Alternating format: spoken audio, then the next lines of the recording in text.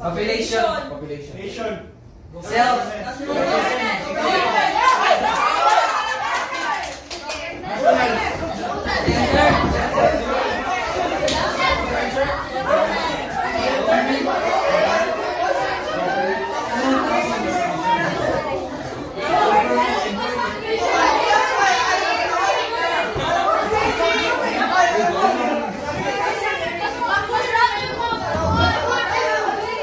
Wah gani, susuin. Yan, bigay mo.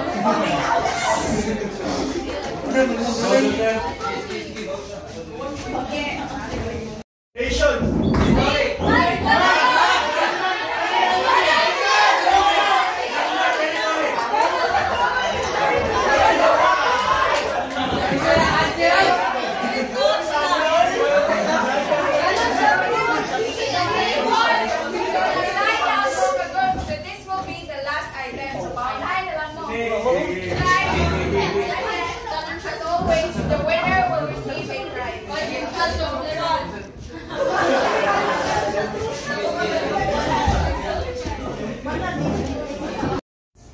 Now,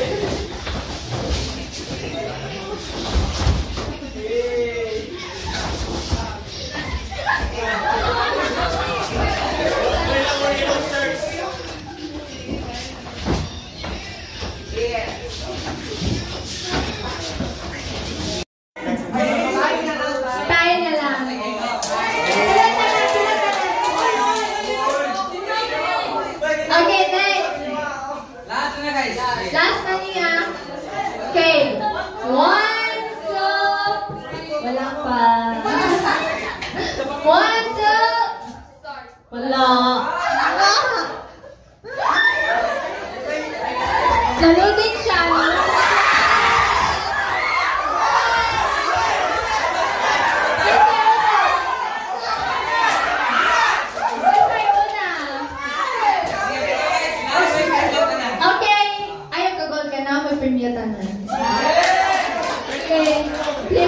Please, yatag ang...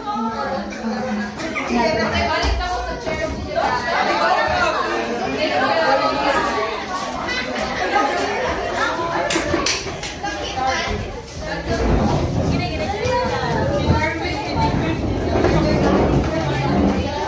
Okay, settle down.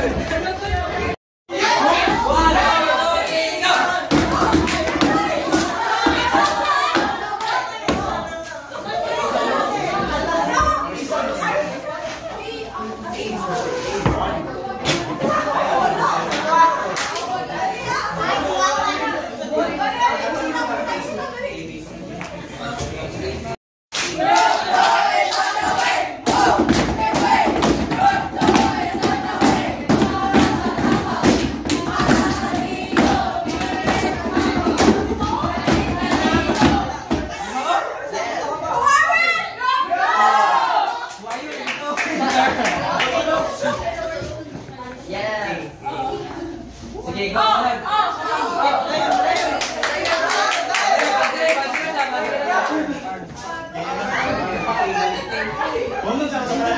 Dali!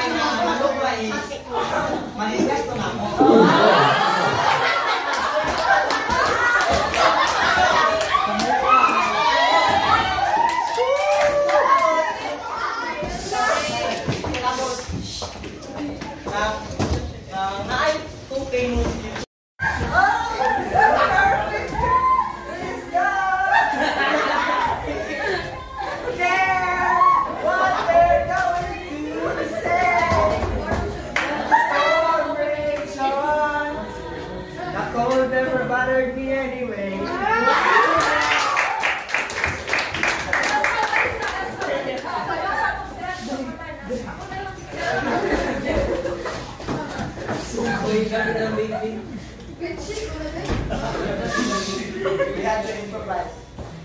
So, our fun topic. Ulti.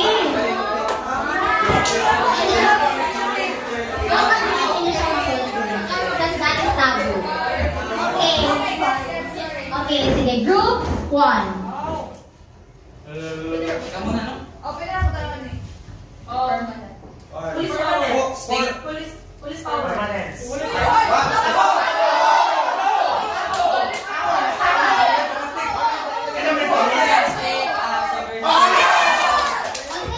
Ano na taboo? Police power is different sa power. Lagi man siya po siya, like, unsa gid ang nakabutang sa. So, 15 points. Group 2. Habol group 2. Okay.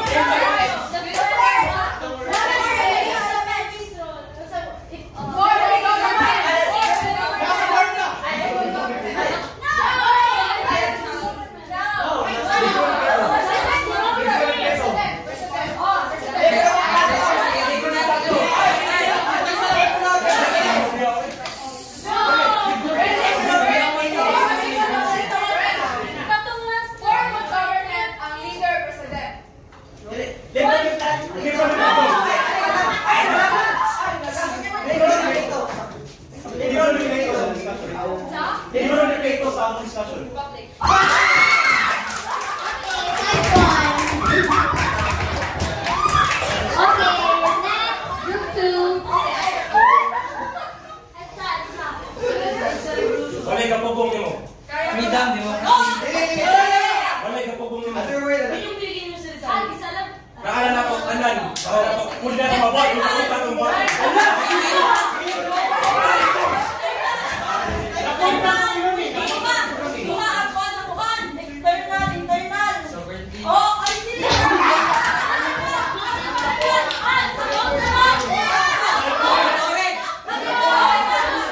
Sinatang sa mga Americans na no,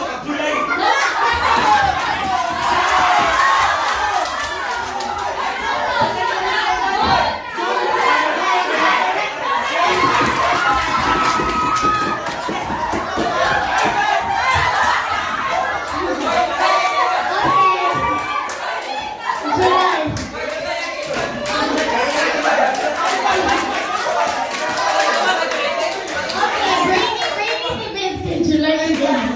Okay, for group 2. Awa ni mo, humang ito.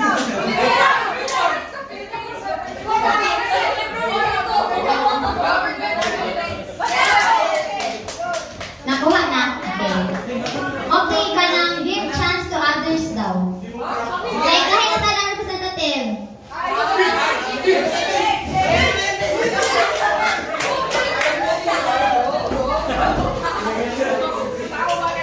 Okay, isa lang ito group sila. Saka mga group. Okay. Start. Ay, mga di ay. Okay, kani guess na lang. Four picks, one word. Same group. Paan? Animal sound. What animal sound are you? Ow, ow. Okay, okay. Okay, first word. First picture.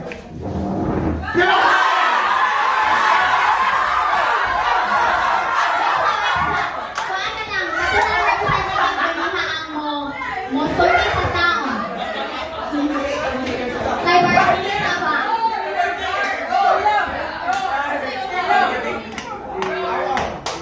Okay, balik. Ang atong representative ang mo sorry sound.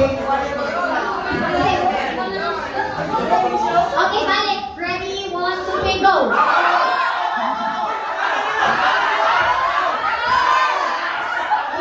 Okay, what's the answer? Liberty. Correct. Okay, next is...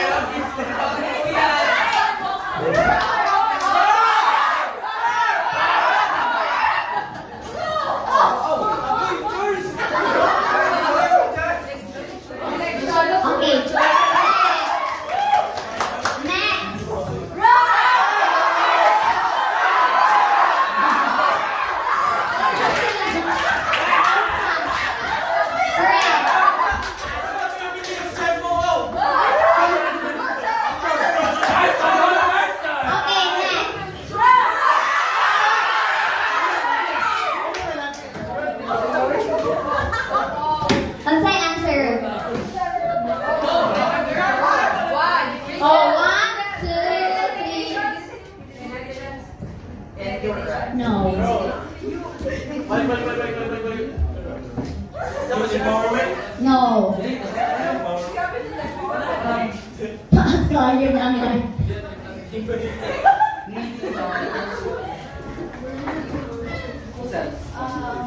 Okay. Wala. Clue is charities, non-government organization.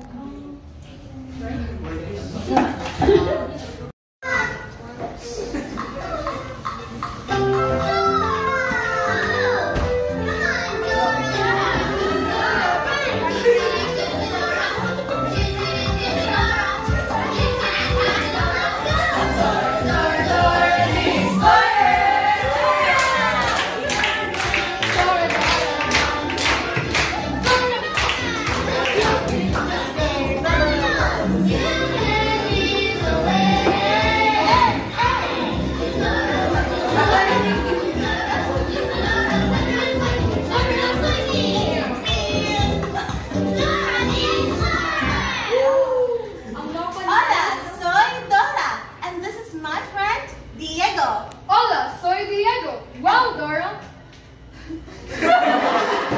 Wow, Dora, that last adventure was amazing. What do you think we should do now? I think a good adventure is just right. Where should we go? Do you know where we should go? I don't know. How about we ask the map? The map. Okay, guys,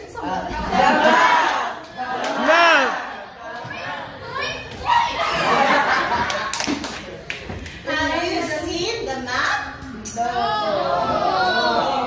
Where's the map? There's the map. Yay!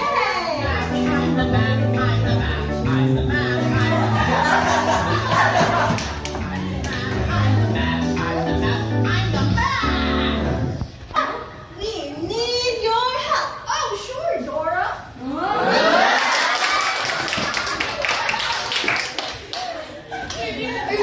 Which way we should go? There's only one path that leads to your adventure. Oh no, Dora. Where should we go?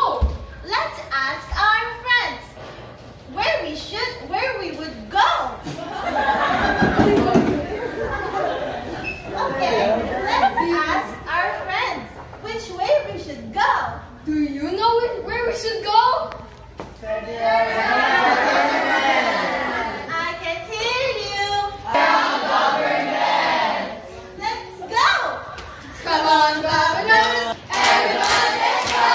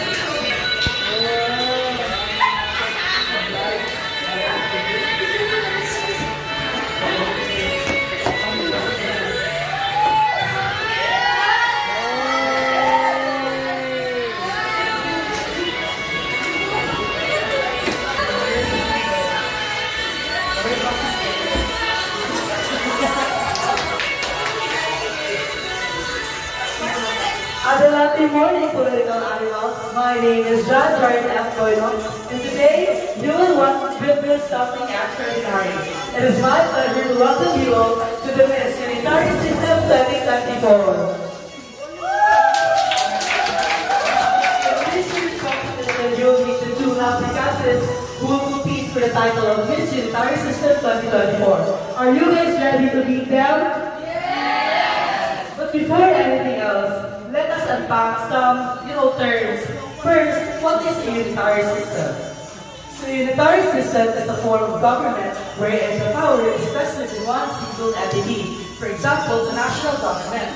And In the context of the parliamentary system, we can say that the power of the government is vested in the parliament, which is headed by a prime minister and composed of ministers which oversees various activities. Meanwhile, in the Philippine context, the government which holds the power and governs the people is divided into three branches. You know that already, the legislative, the executive, and the judiciary. So as well as I have said just now, do you have any ideas about who will be the candidates for this year's competition? Wala, okay. Then for the first time, meet the first candidate, this national government. This national government is the one who holds the power. She is the one responsible in distributing the powers to the constituents of the state. Also, she is a catalyst for the advancement of physical, economic, social, and cultural well-being. Again, this national government. Hello, everyone, and to all my fans out there. My name is Yasu Matao, representing national government.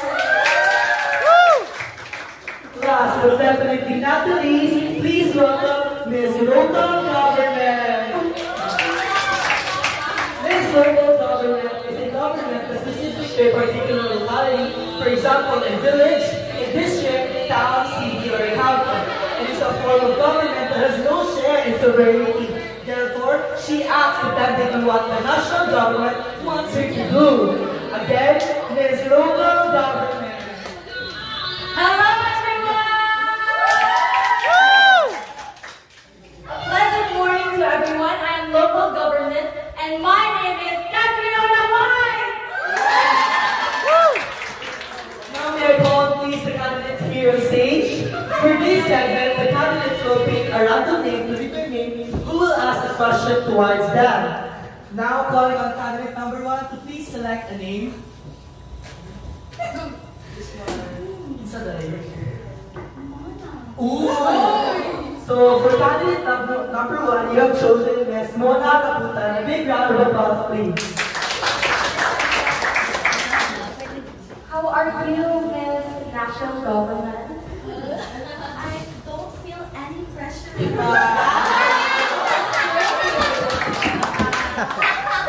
my question for you, what are the advantages of a unitary system of government? Well, thank you for that wonderful question, Ms. Gabulan. Well, for me, the advantage of a unitary system where the national government holds the supreme power is that it provides clear and decisive leadership, especially in times where a decision needs to be made quickly. Wait, I actually have a chika for you guys, and I think that I'm going.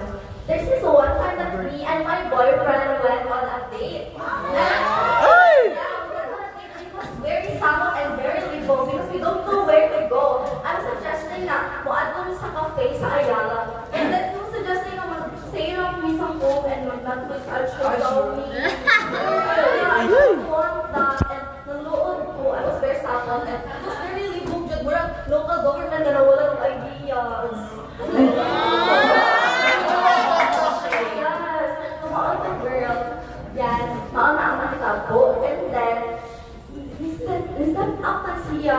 May anak siya. Okay, I will drive you there. I will pay for everything. We'll get your favorite cake. And that's what I realized. Yes. That's what I realized nga. Sometimes in life, you just need someone to dominate.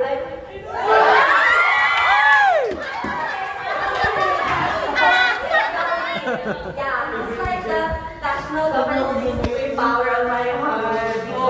Thank you for that wonderful, beautiful, perfect, cutesy, girl boss, gorgeous answer for candidate number 1. Now may I please call on candidate number 1, number 2, and please select one.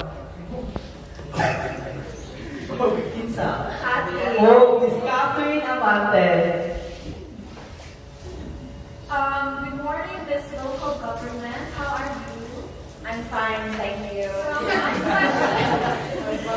My question is, what are the disadvantages of a unitary system of government? Of course, not everything is perfect as the central government in terms of unitary government. So, I'm here to say the disadvantages of the unitary government. Well, there are a lot advantages that I will be tackling 6. First, it has a limited local autonomy, which means since the government has the central power or it has a central authority, it has focus on the things that are majorly discussed on the nation, which means ang katong mga local na problems na i-share sa mga people sa government, ma-overshadow kay kung sa ang pinakakusog nga problem ang murag rampan sa ilang mao ilang ma-solve. Second, in terms of diverse countries, as well as diverse countries and many regions, we tend to encounter in a unitary government nga lisod siya ma-solve dayon. Can perfectly work and exist with one another in a unitary form of government. However, there will always be a winner. Now that you've heard the candidates, it is up for you to decide who will be the winner. So be loud and proud for your candidates. So among the candidates, who is your bet? This national government? Or this local government? Who do you think possesses more power in a unitary system of government? And now, the winner is this local government!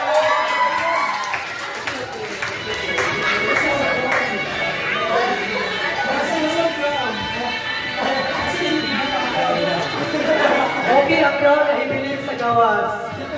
Congratulations, candidate number 1. Number 2 rather. Wow. Okay, wait. I'm so sorry guys, I have to apologize. Ooh. The first runner-up is this local government. The one who possesses more power in a unitary system is not the local government, but the national government.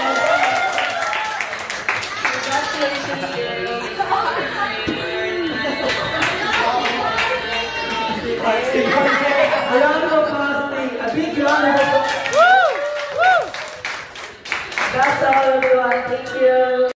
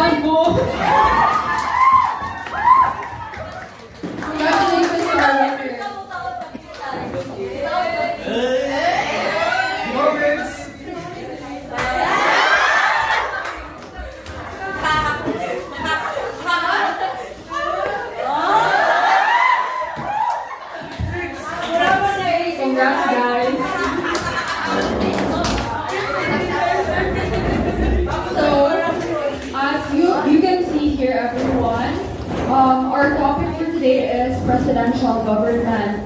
So before that, we'll have a very short activity lang. This is going to be explained by Trish. So for the mechanics of our activity, we would like everyone to pay attention. So for rights violation and one of Suharto's most feared generals and his former son-in-law. This is a president from one of the countries in Asia. Slave.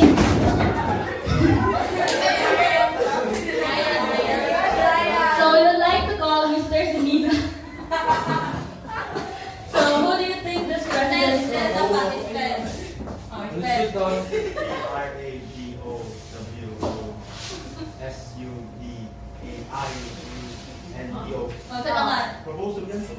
So that's correct.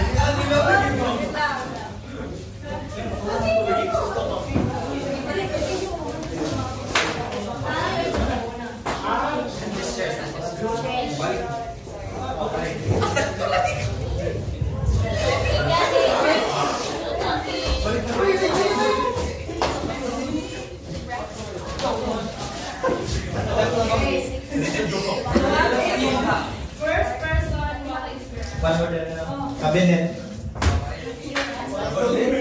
Doon nga lagi ka-word ako, cabinet members. The answer is cabinet. Next word.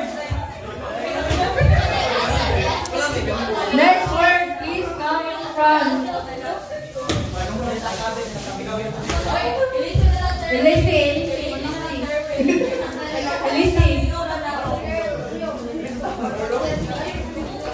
Another person. Waiting may mga pisampahan mo. Form your line, please.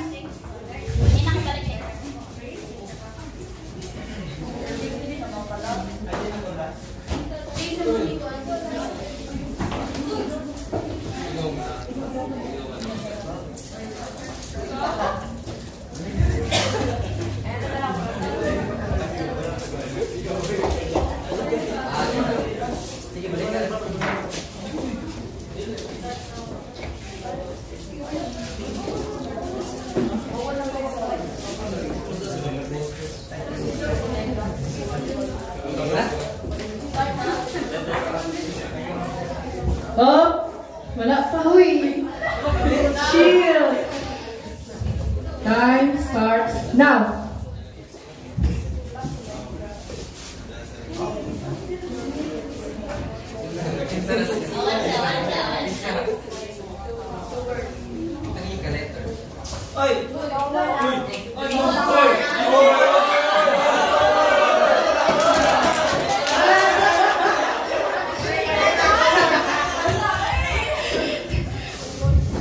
I forgot to mention the consequence. But later na ang consequence. We'll be starting our report later on na ang Candidates for the presidential debate 2034.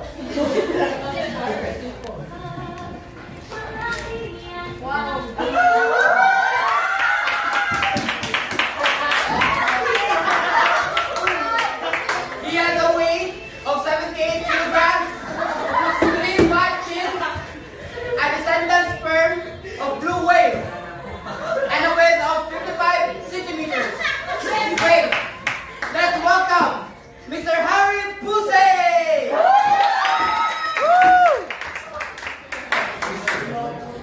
Maayong buka kaninyong tanan. Ako di ay si Mr. Harry Pusey, representing the Kabuang Party List. Nandito na sa inyong harapan. Nanggaling sa kalangitan, lumagapak sa katubigan. Nandito na sa inyong harapan, kubutan din ang katubigan. And I believe, kung si Doraemon mo at ako, butang, gikan sa iyang tiyan, yes, ako mo at ako gugma, gikan sa akong bugan. Thank you!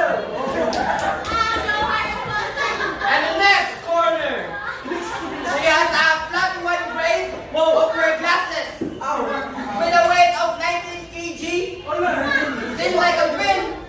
Please give it up for Miss Risa Hotoy Byron!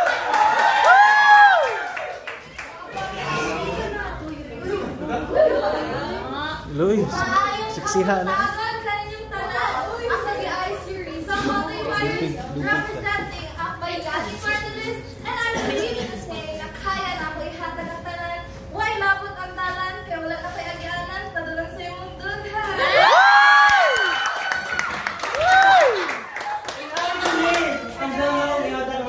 Ayaw lang akong dugan, di ba? Sige mo palabot pa sa kita.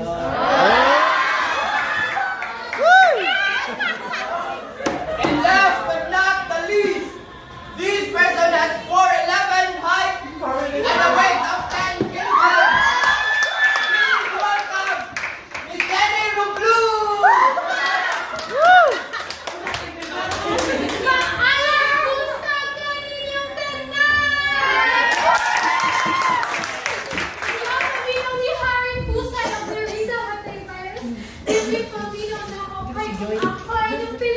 Tinijod ka mo, ati ka! Wala ako sa kasabihan. Ang buhok ko may blue, pero ang servisyo ko'y ilihan.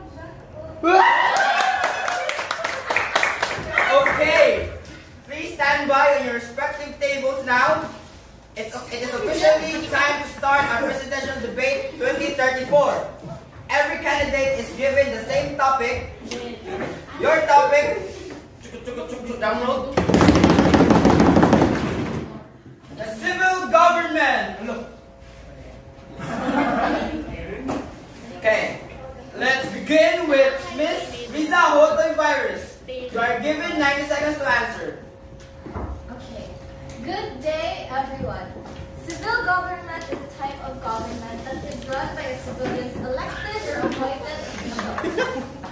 This government emphasizes a civilian administration which involves a democratic process such as elections to determine an official's leadership position or role in a governmental affair. As you all know, the civil government is the one to implement a state's law and order on behalf of its citizens. Okay, your time is up. Mr. Harry Pusey, you are given 90 seconds to answer. Thank you for the wonderful question. I believe there are components of civil government, including the civil authority, the practical implementation of the state's law and order on behalf of its citizens, other than through military units. These include legislative bodies, executive branches, judicial systems, law enforcement agencies, and public services. And also, there are a second component of civil government, which is the civil service. This civil service is a system based on meritocracy, where political power is vested in individuals based on merit and ability, rather than wealth or social class.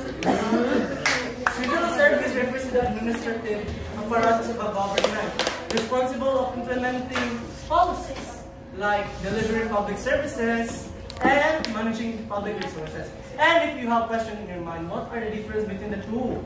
Well, the civil service focuses on implementation and support, while on the other hand, the civil authority focuses on decision making and enforcement. Your time is up. Next is Miss Lily Rublu.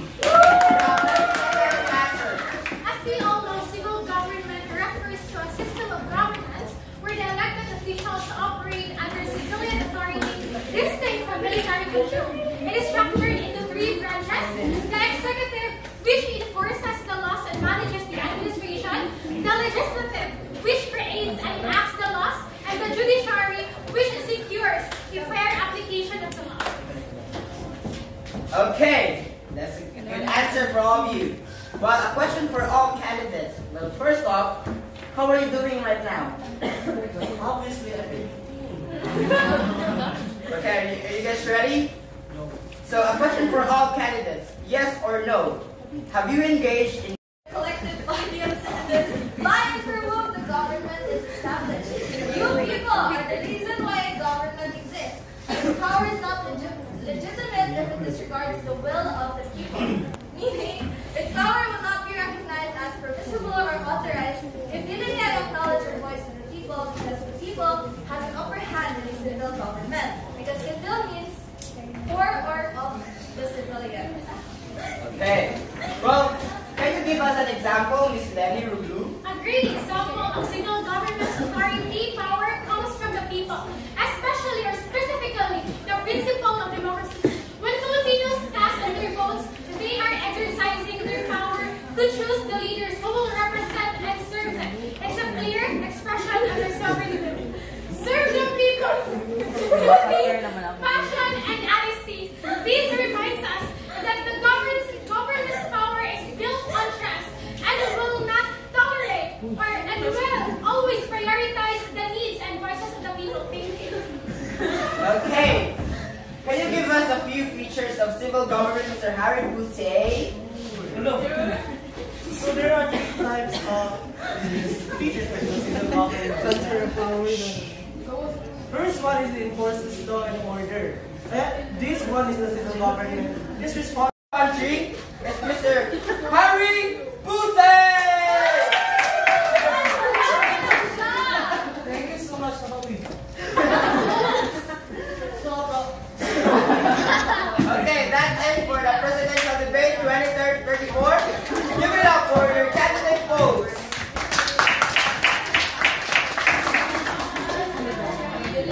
Now it is time for the icebreaker!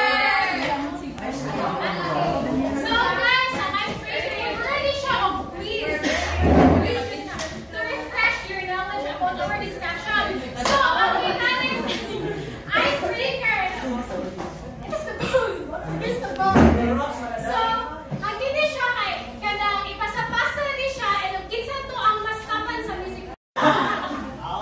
Okay, so let's start with Lawrence. Ay, Happy.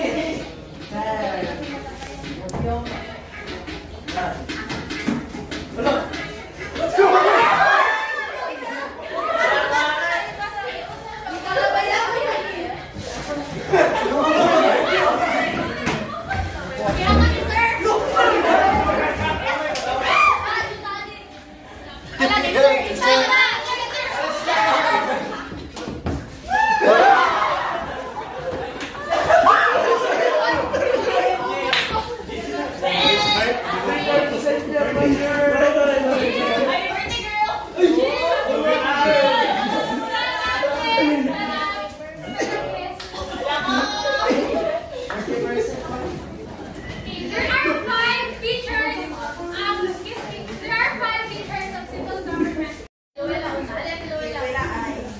Ito ba nga isla? Ito ba nga isla? Sila, ito ba nga isla?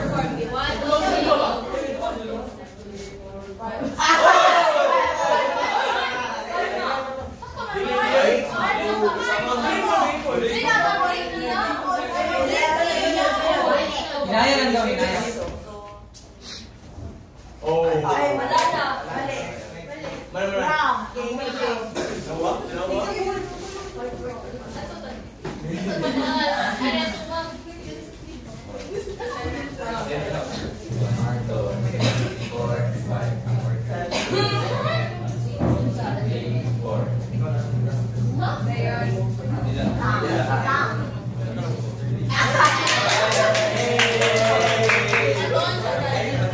Ano na siya, guys?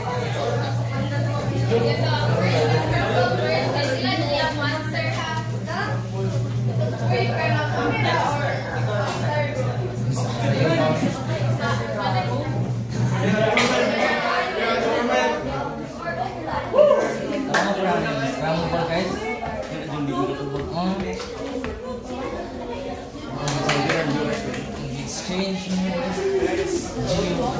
magabasa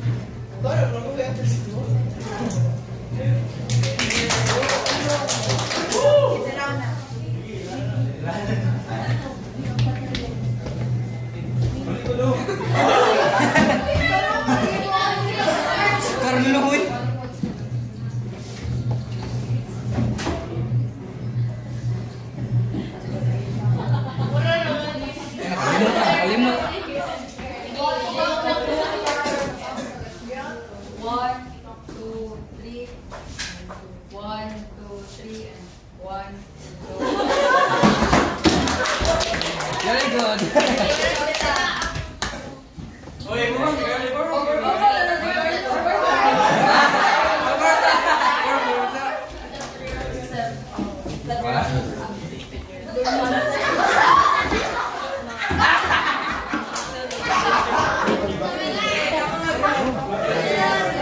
sa day ka?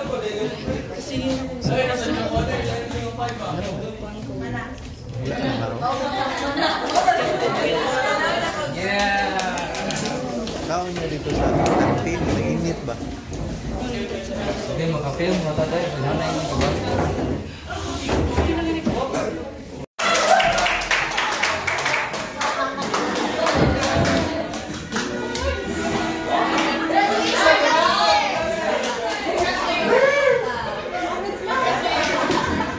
Merry Christmas!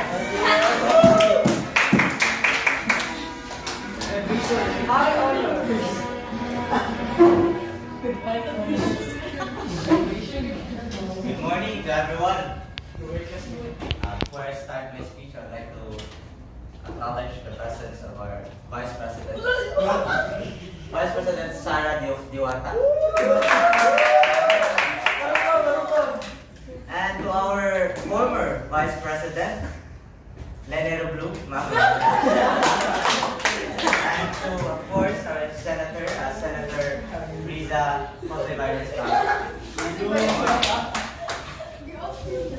So, I would like to start my speech with I would like to give thanks to you guys and to my people. Dahil sa inyong suporta, nandito ako ngayon.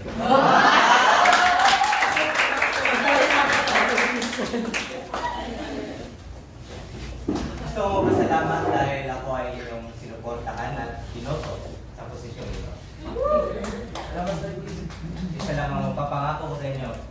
Pangako sa iyo. Papangako ko na ang bigas na dating 50 ay magiging 100 na ngayon.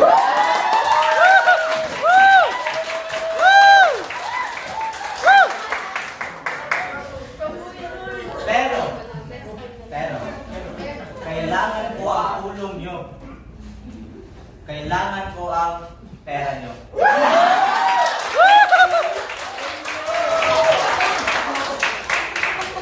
Ipapangako ko sa inyo na ang 1,000 nyo ay magiging 100,000 sa isang buwan.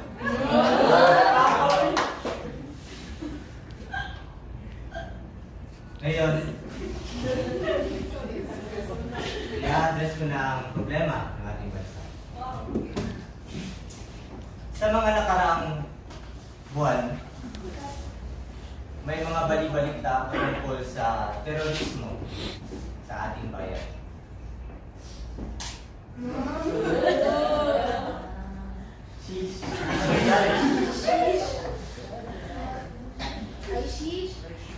Greetings to you, Mr. President.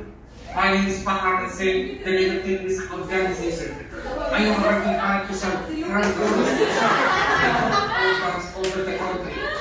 Mr. President, this is a warning. You are planning to take over the government.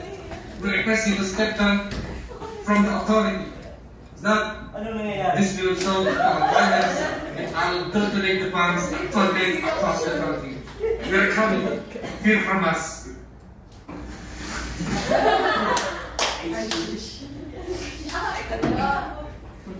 Mr. President. I call out to you, Mr. President.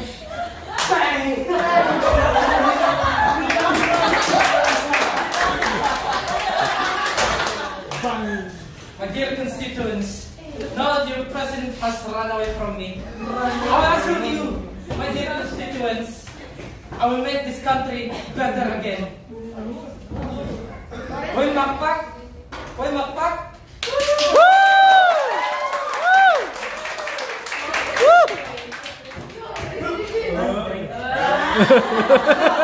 Discussion na right? Next slides. Ay, buwan doon. Top. Ayaw. Kagaling mo pinaka-bottom. By say up na sa doon na sa pinaka-bottom. By say down, na sa top. By say hammer, ang pinaka-top na face is mo smash up, bottom na face. If hindi ka kalikay, ikaw may answer, but if makalikay ka, siya may answer. Okay, gents? So, gets sa akin. 1, 2, 3, go. Up. Down. Balik. Ang mobra is ang pinaka-bottom mo, ang pinaka-top. Sige. Up. Down. Up. Smash. Okay. Wala. Ay, bakit na dito? Kita niya. Sige, go. Up. Down.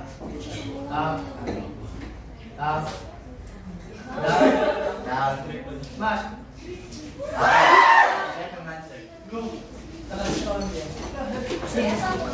Identify the type of de facto government.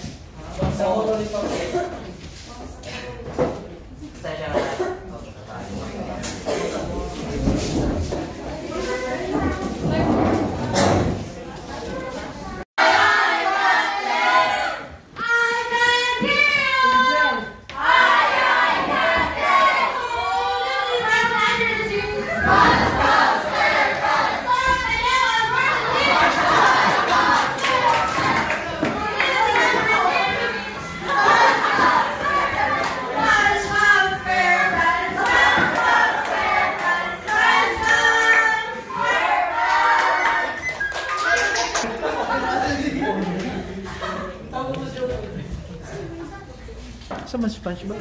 Asa si SpongeBob? Wala lagi SpongeBob. Mami? Sorry, bata ako eh. Makantoy the lawyer na signal of SpongeBob SquarePants sa pag-defensa na sa imuhang debate sa korte. Pagkataka na, SpongeBob SquarePants, SpongeBob SquarePants. Balik. Ay, nanay, kunin mo uy.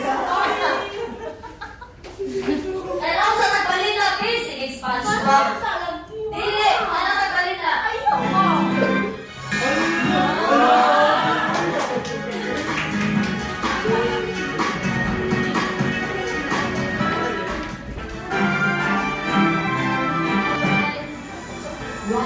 The University of San Jose Ug karon atong istoryahan ug unsani about ang military government.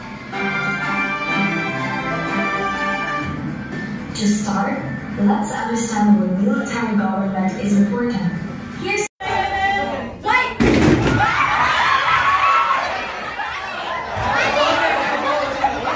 Aptika, sir! Sir! Kayo mo yan, sir! Aptika!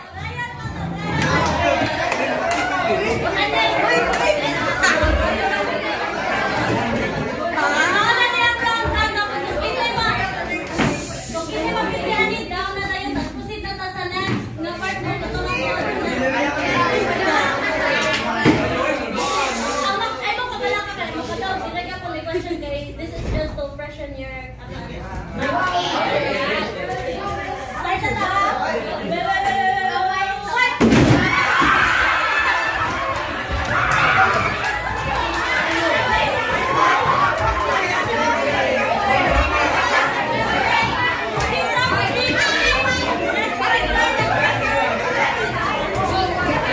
Ang napildip, pwede na mo bang lingkod para away gubot.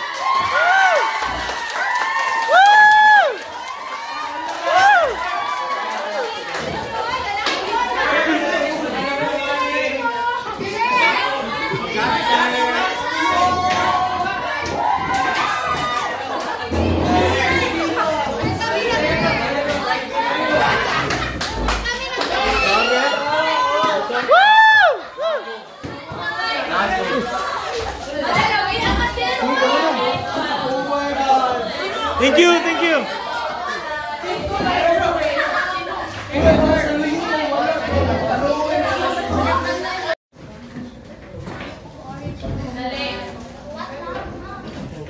Lemon tea dito, Ata niya pagkaon.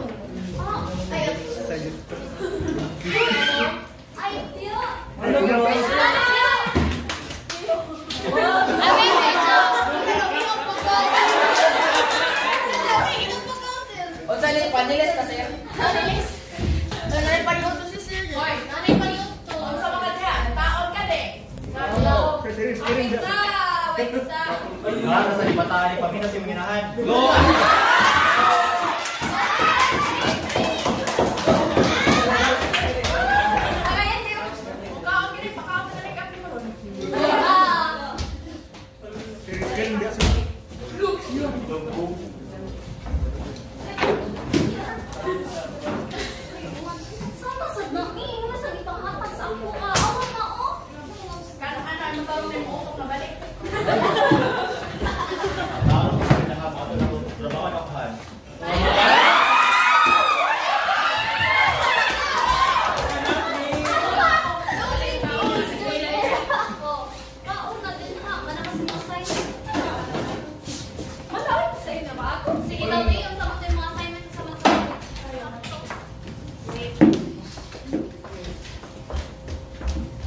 De facto is a Latin term that means in fact or in practice.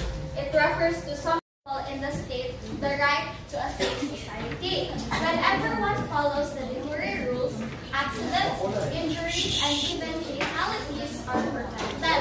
Additionally, de jure rules ensures fairness and consistency. They apply to everyone equally, regardless of their position or status. This helps to level the field and create more equitable nation. O, kasabot na ka, usa nang dikurin. Ay, kasabot na. Tara, mag-get na pasutan na. Kaya pa tayo kapag ni mama. Malakaw na po. Ginatagaw. Ano? Takpo na itong bag.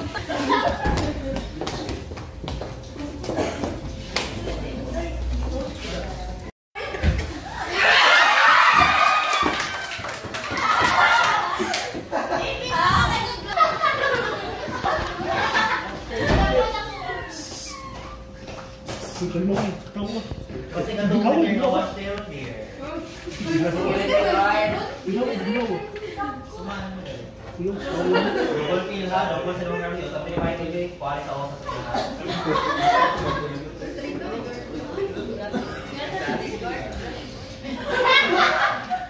Wala ba na pa? Hindi lagi mong flashcard. Diba?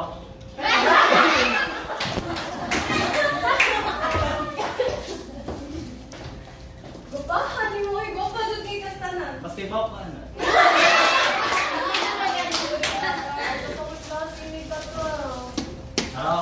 Papalitan yung mga kalendary sa inyo ha. May nagkata sa mo. Tama na, di facto ko na siya guys. O, buot siya rule na Friday mag-wash day. O, hindi siya. Ito, ano mo po nung importante kinaangkuan? De jure. De jure translated into English is by law, by right.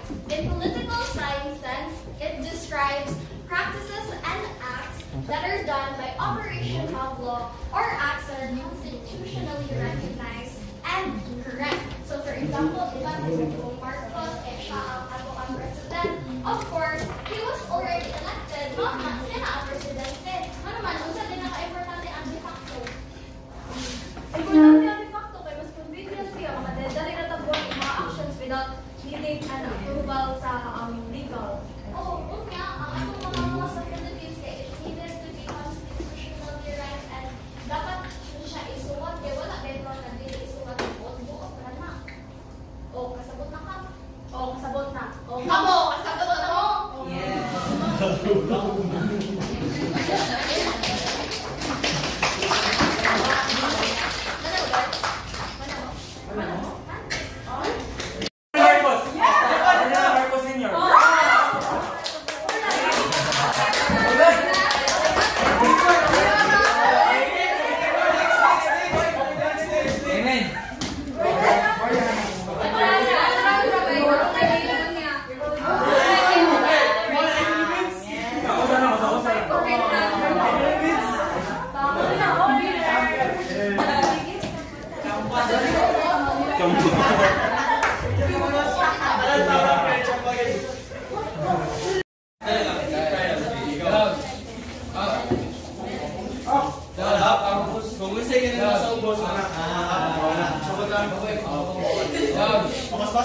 Down. Down. Up. Hammer.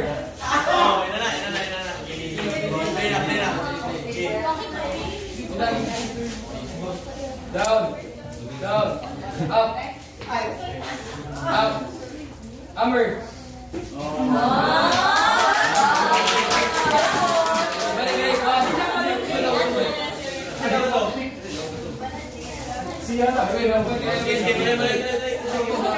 Dali, umalig ko. Dali, balik. Ayaw pa hindi. Ayaw pa hindi. Gambil na lang. Down. Down. Up. Down. Hammer. Sige, wala pa rin. Thank you very much, old man, Charles. Isa lang naman isa.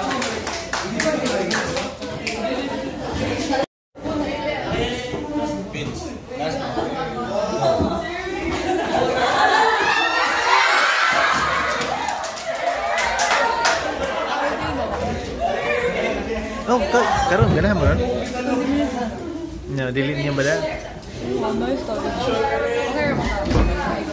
Who is the political philosopher who believes that the authority of the government emanates from the Rain. people? So, ganahan mo karon. Ako na ni paundangon.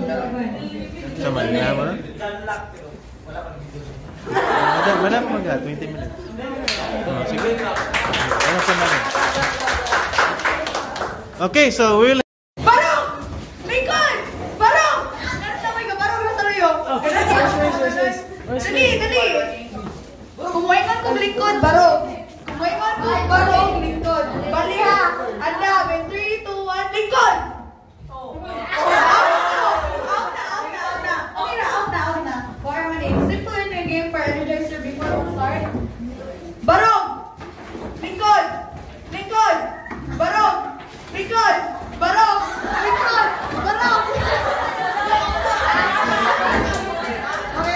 Okay na. Sige. Pero ninyo na yun, daw gato wala. Ang kita talang daw gato. Energize na? Sige, start na ta. Another game, Gapon. I want you guys to guess something for us. Hi, by the way, I am Rindel J. Ortiz, guard of the 15. Cheers!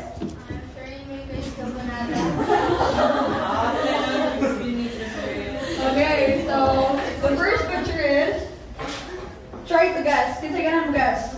Go. Pasay, why wrong answer? Go. Yes, very good.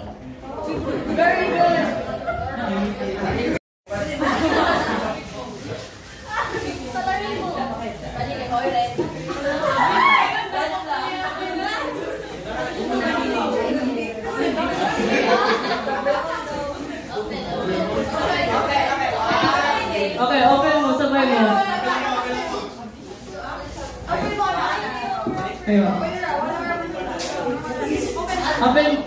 Open na. 1, 2, 3, go.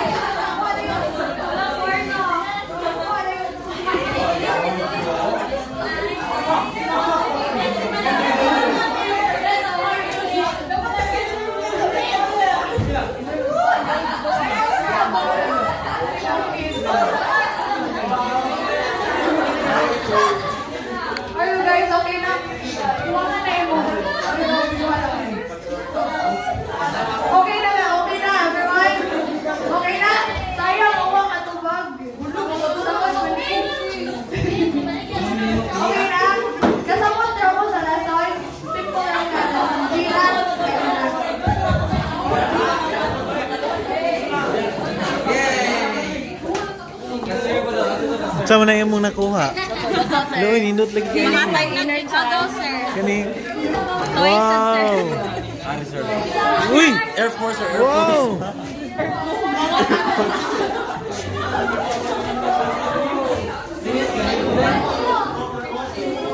Gumawa si Jay. Sama.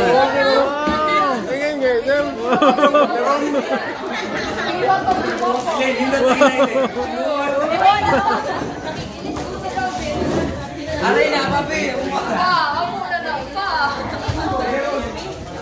Yung kamay dyan.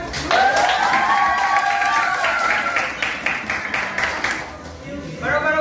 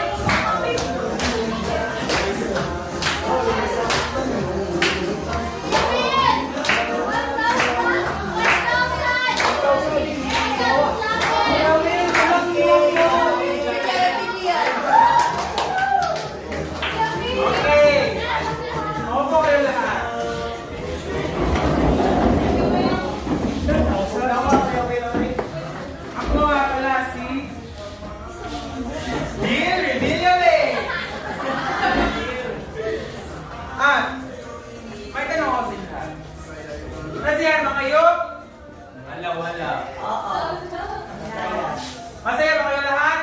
Oo! Very good. Pizza.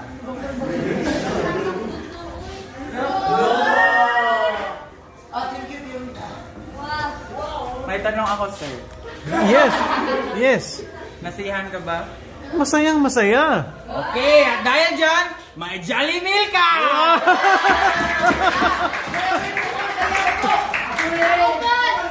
Walang jacket? Okay. At bago tayo makatumpik-tumpik pa, please welcome my co-host for today, Miss Super Bekla!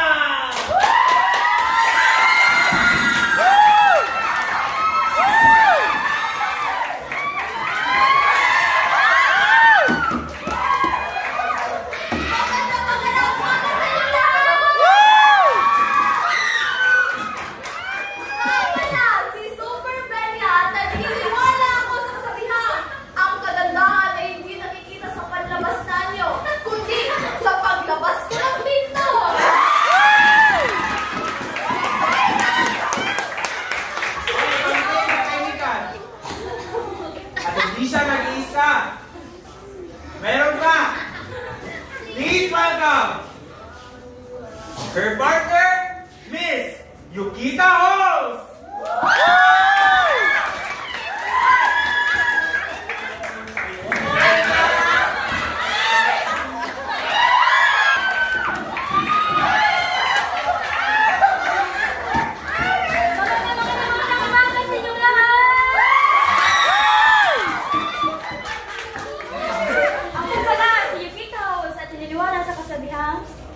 Ang buhay ay parang hagdan.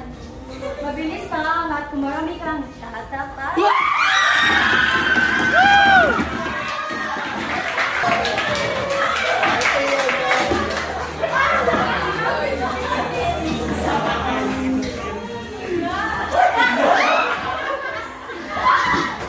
Okay. Kamusta kayo, Becca? Yung kita? Ayos naman po, Kuya Will, pero hindi naging magandang pakiramdam ko nung nalaman ko siya yung naging partner ko.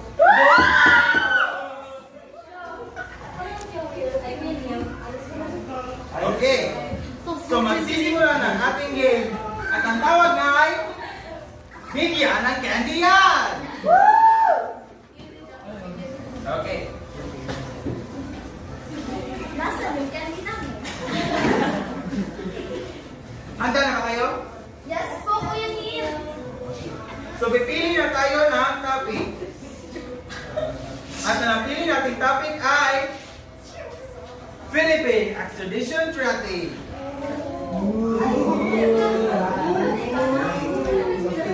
Excuse me? Oh.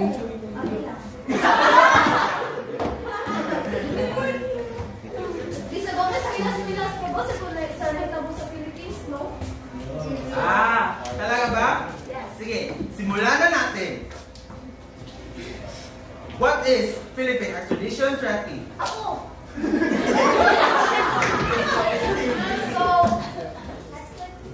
the Philippine Extradition Treaty is an agreement between the Philippines and other countries to transfer individuals wanted for prosecution or punishment.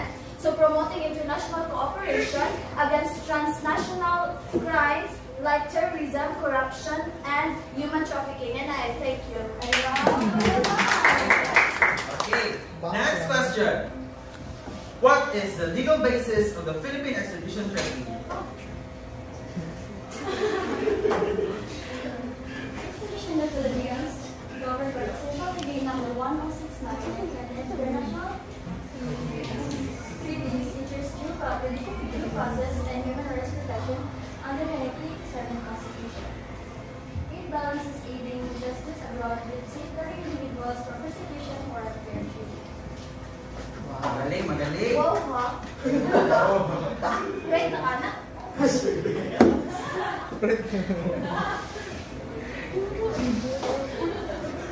So ito, Kuya Neil, let me ask you a question. What are the purpose of the Philippine Extradition Treaty? Okay. So the purpose of the Philippine Extradition Treaty is to ensure that individuals who commit crimes cannot escape justice by fleeing to another country. It serves several key points. First, promote justice. It enables the return of fugitives to face prosecution, trial, or punishment in their requesting country. Like for example, Filipino fugitive accused of embezzlement in the United States is extradited back to U.S. to face trial. This ensures accountability and enforcement of the rule of law in both countries. Second, combat.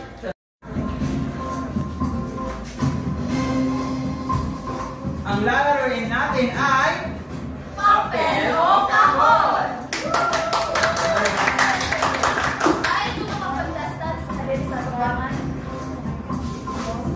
Jared, please come forward.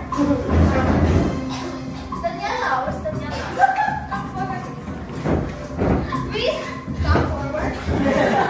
Thank you so much.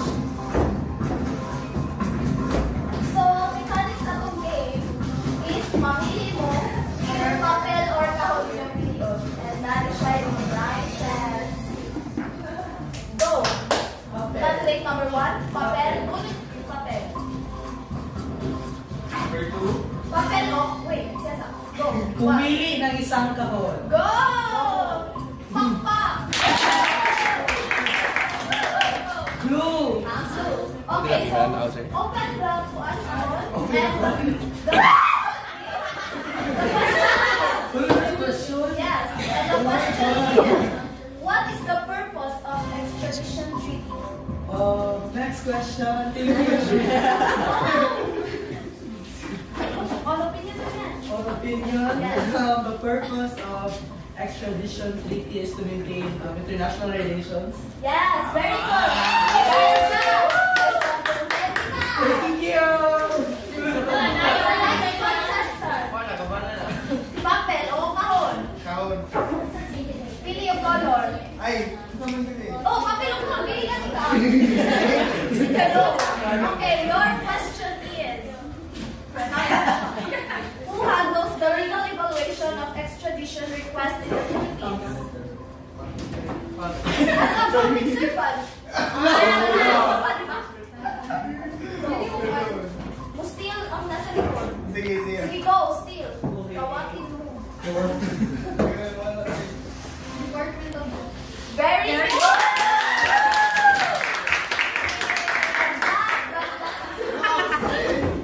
Okay, so your question is, what is dual criminality in As a criminal?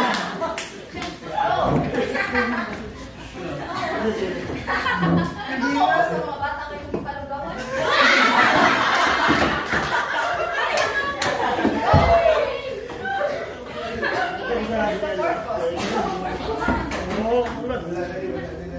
Okay, so pakpakin na lang siya.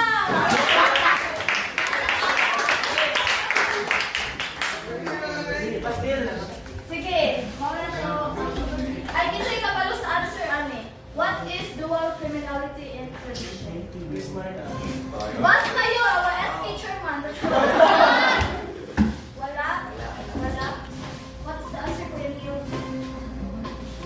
Wala ko dapat answer for you. Okay. So, mauna na siya. Sir, answer this question. What is dual criminality in tradition?